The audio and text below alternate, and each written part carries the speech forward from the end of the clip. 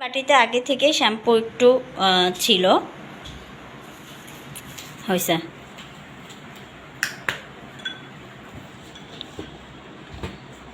DXN shampoo দিলাম, একটু massage oil দিব,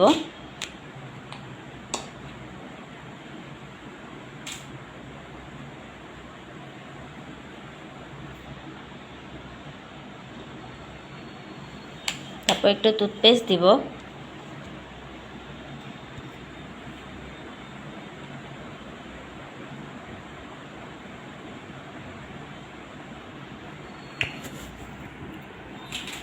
দিয়ে এটি ভালো করে পেস্টটি নেড়ে নিব।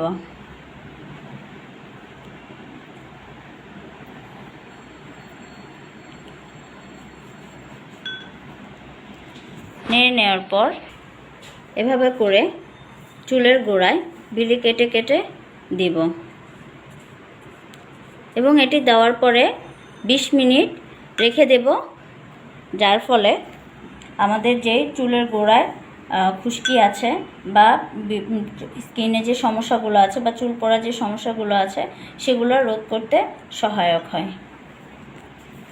সবাই এই পদ্ধতিতে ডিএক্সএন শ্যাম্পু, মাসাজ অয়েল এবং টুথপেস্ট ব্যবহার করুন। ইনশাল্লাহ আপনার চুল পড়া কমে যাবে এবং চুলে স্কিনজনিত যে সমস্যাগুলো আছে সেগুলো সেরে যাবে।